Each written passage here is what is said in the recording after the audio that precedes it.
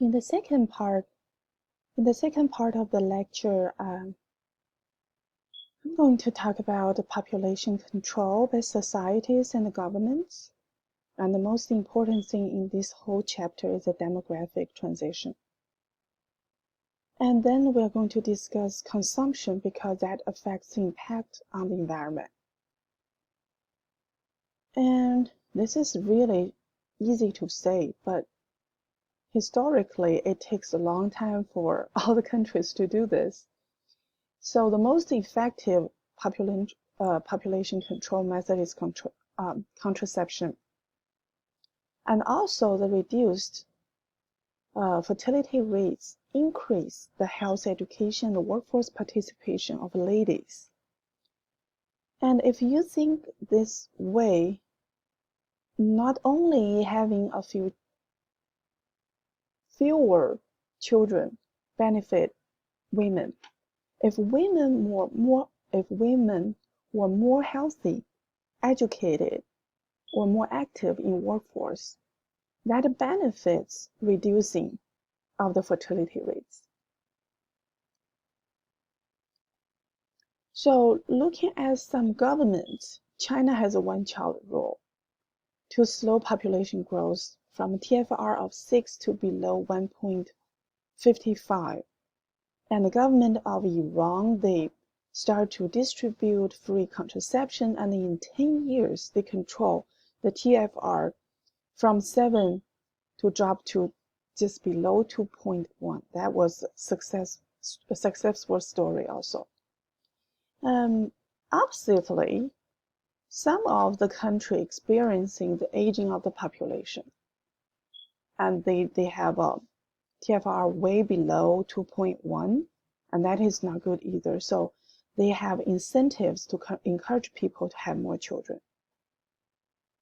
And this is a very interesting phenomenon observed by an economist.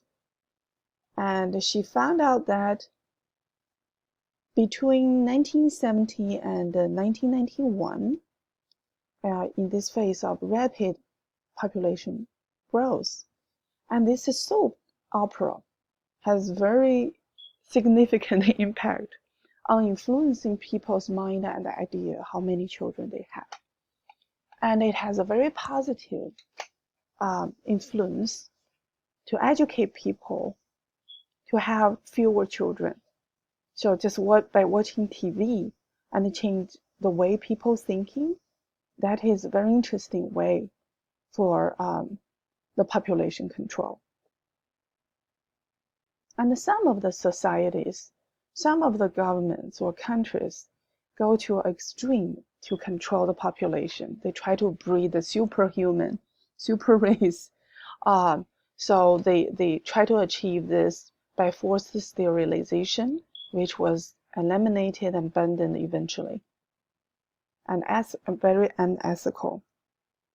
How is global population changing? And the right graph show the changing population in different areas across the United States. And the green of the color is more people there are. So the western coast, all the coastal area are hotspots that people like to settle down over there. And in the middle, people try to move away. Looks like this is a trend. And in this country, it's been growing over the past 20 years, the human populations, and globally, it still continues to grow. And some countries experiencing lower TFR, while others are continuing to see an increasing of TFR. Now, the most important concept of the chapter, that is demographic transition. And from this graph, we can see the global TFR are dropping. That's good news. And the different lines of color are different regions of the world. And what is demographic transition? That is a decrease in the birth and the death rates of a population, linked to the improvements of basic human living conditions. And 40% of the world population now lives in countries with TFR below 2.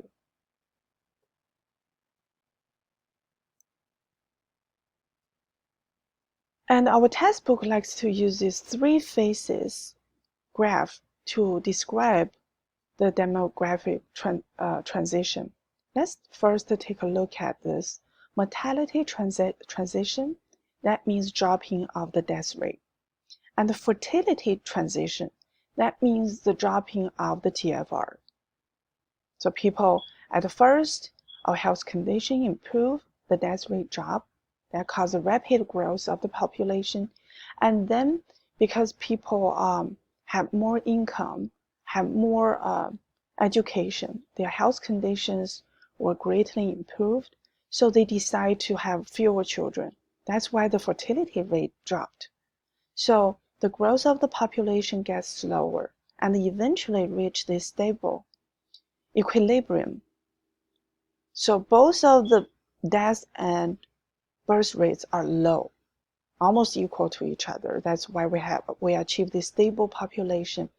Most of the developed country already achieved this, and part of the developing country have achieved this, but a lot of the developing countries are still going through this transition process. That's why our total world population is still increasing. I like to use this graph more. I like to put this whole thing in 4 phases. I think that's even more comprehensive for people to review and to understand. So you remember that long flattened curve for human population growth history? So why the first phase, the lag phase, was so long? That because the birth rates and the death rates are both very high. It was not because we do not have a lot of children. It's because most of them died. So in a long, long time, human population did not grow at all. And then the Industrial Revolution occurred that greatly dropped the death rate. So the last 3 phases are the same as the paragraph we just talked about. So the second stage, high birth rate and a low death rate, and population increases rapidly. And the technology development begins, and the birth rate falls, and population continue to increase. And eventually, both birth rates and the death rates are low. That's why we have a stable population. So see, the number of the stability, they are resulted from different reasons. And this stage is high birth rate and death rate. This is low birth rate and death rate. So this is a demographic transition. It is easy to say, but in reality, when I put on exercises, people always get confused. So if you need to rewind the lecture and listen again a couple of more times, I think that's totally normal. And then our textbook uses a baby boomer as one example in the United States to tell us the demographic transition takes quite some years. This is 1965. This is, let's look at this. This is like 25 years later. So the whole thing takes about like 50 years to finish. It doesn't happen very rapidly. And to read that graph, I need to point out, if you see a graph like this means in the country, the population will be rapidly growing. And in the middle, it's quite stable population. Yet in this population, there's a big percentage of very young children. And here it's kind of balanced out, and this country is experiencing slow growth like United States. If you see a shape like this, okay, that means there's not enough young people. And eventually population will getting old, and that causes problem to the society also. So if the population was too young, it's restless.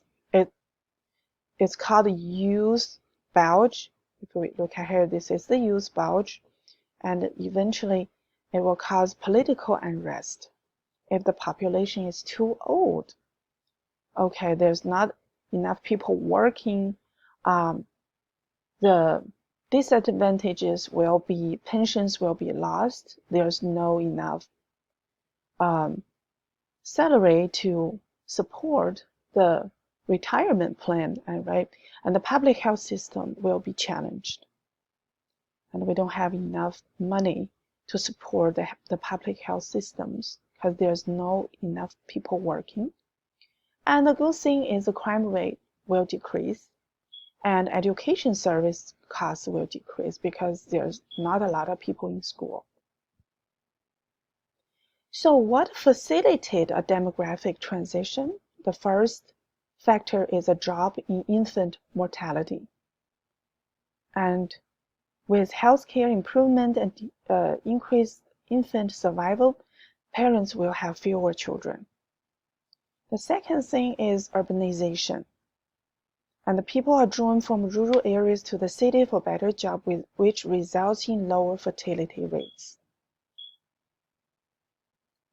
And the third thing is improved education in women.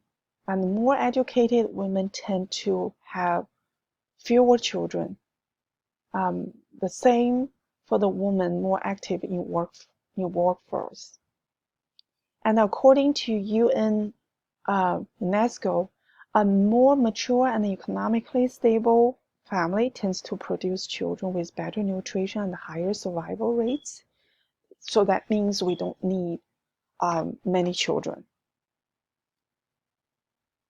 Health and education. Again, improved health and education is good for life. And LLE is a literate life expectancy. That's the number of years a person has the ability to read and write. And for country with long longevity, and people tend to have a long LLE. And for country with high TFR and a shorter longevity, the LLE is much shorter. I would say reading and writing is really good for us. It's good for our brains and good for our bodies and make us live longer. And empowering women is important. When the rights and the opportunities of men and women were balanced, we will achieve the demographic transition sooner. So this concludes the second part of my lecture.